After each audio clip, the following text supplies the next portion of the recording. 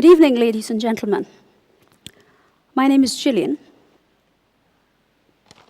I wanted to put up these pictures for you to start my presentation by showing you 15 of the most prominent entrepreneurs in the 21st century. What can we learn from them? And everywhere I go, I hear people say that the youth are our leaders of tomorrow. But you tell me, can you spot a young person except for Zuckerberg there?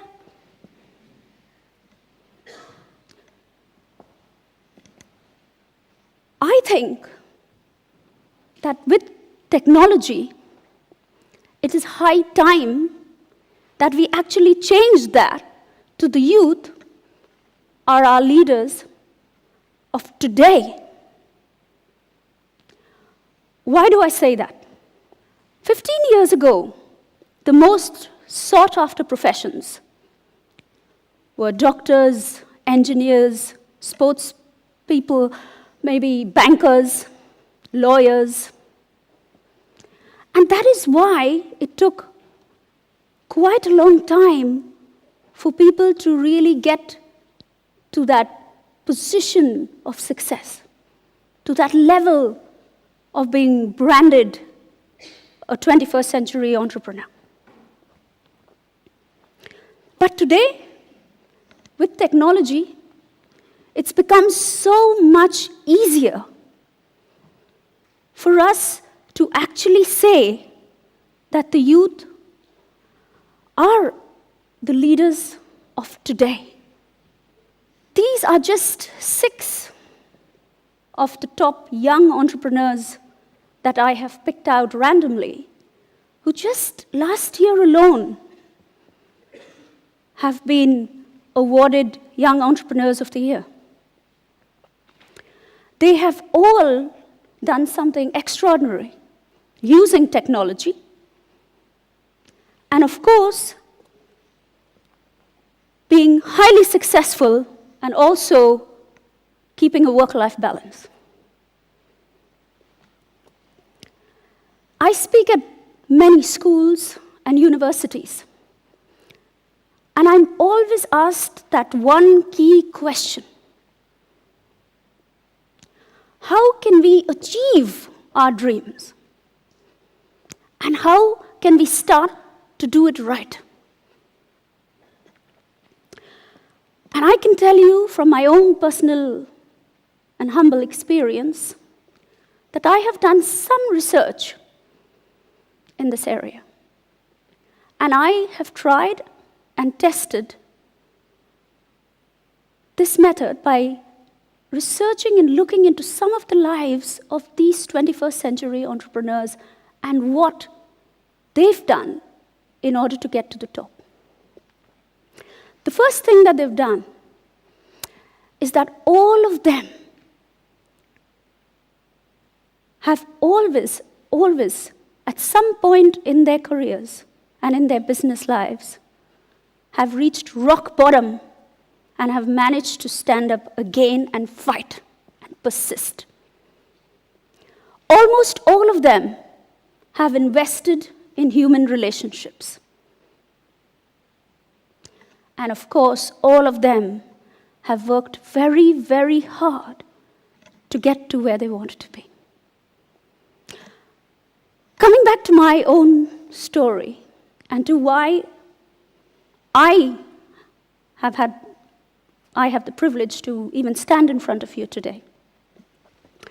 So I was just 11 years old, maybe 10, when, like each one of you must have a dream. You must know or feel some desire of what you want to do and who you want to be. For me, it was always a desire to want to help hundreds of people. I always had this desire to want to go and help the aged and help the children and just give people a chance in life. That's all I ever wanted. So I wrote a book on my own life story.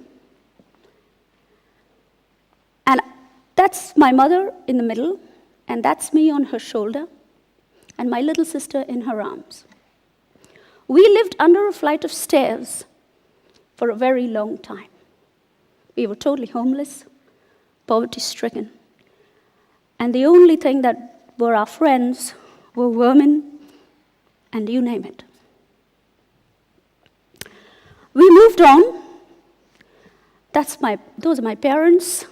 That's my sister Vanessa, who you just saw in my mom's arms in the middle, and my little brother, Neil and Susan. Those are 4 of my siblings.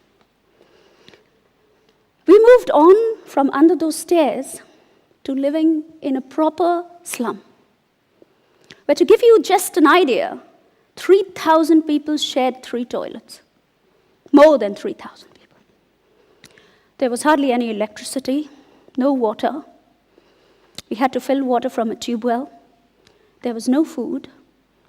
And we just managed from one day to the other. Forget about sanitary conditions and anything like that. It just didn't exist. And if any of you wish, you can go onto my website, the name of the book, Indian English, thebook.com, and look at documentaries. The place still stands to this day. But I found the strength to actually interview for a job in banking. And I remember being interviewed for my first job with 250 girls. And I was given a pen and paper at the door and said, "Take a seat." And I thought to myself, I have to bring up my 2 little siblings. I have been a mother at the age of 8. I have to get that job. And I worked through, and we came down from 250 to 150 to 75 to 50 to 3, and I got selected. Such was my desire and need, not just to want to survive or to help my siblings, but to also fulfill my own dreams. It was at these banks that I was taught some of the greatest lessons of my life. But all 3, as you will notice, kind of boils into one, is that there is no substitute for hard work. And I was willing to do whatever it took to make the grade and to fulfill my dreams. At every bank, I took on 2 roles. And sometimes they even joked with me. They said, all you need is a sofa and a bed, and this could be your home. You don't have to worry about going home. But I was willing to do that.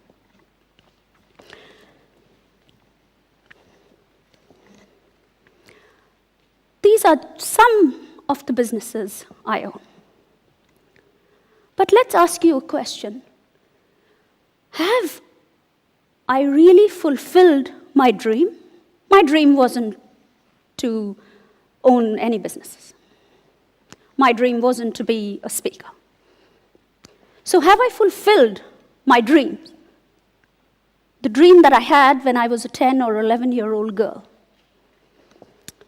Well, today I have 6 teams of people who work 24/7, as you can see, for the aged, children, for the youth, for the disabled, for women in need, and so on.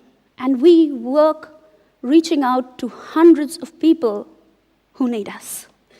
I'm going to share some quick images with you. So these are pictures of the 6 study centers that we now have for street children. And these are mainly children whose parents are bricklayers. They are put at the side of the road in the blazing heat and the freezing cold.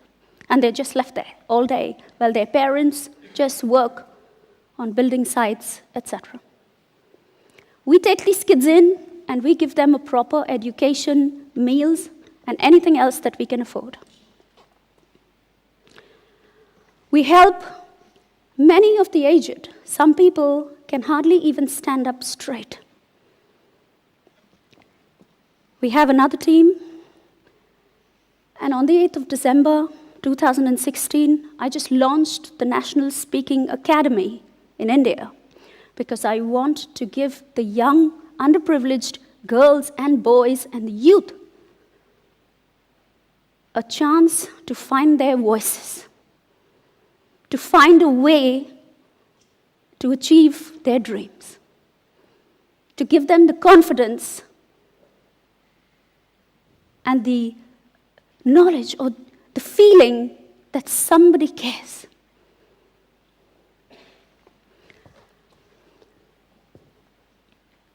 We work with the disabled, and my own sister heads that team. And we also, of course, help very, very many women who are in dire need in various conditions, including education. So my story was picked up by a Hollywood producer, Cyrus Yavna, and a director, Jack Shoulder, and is currently being turned into a Hollywood production.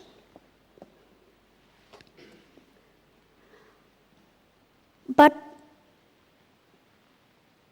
if I were to be asked, what is innovation and development?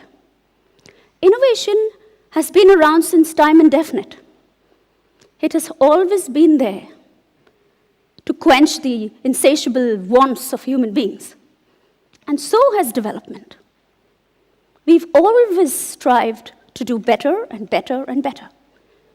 If we get to X, we want Y, and if we get to Y, we want Z.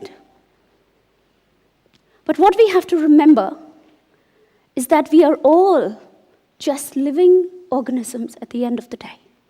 And we are here to fulfill our own individual potential.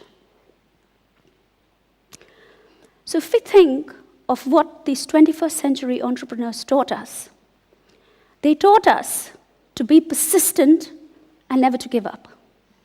They also taught us to never forget to invest in human relationships. No computer can ever do the job of a man. We need to remember these things.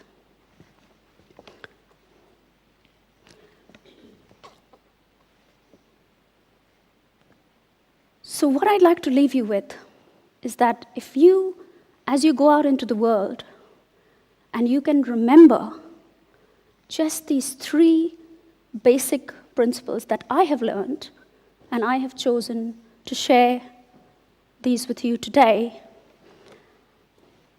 I am 100% certain that whether you are a consumer or you choose to be a creator, you will always be successful. Thank you.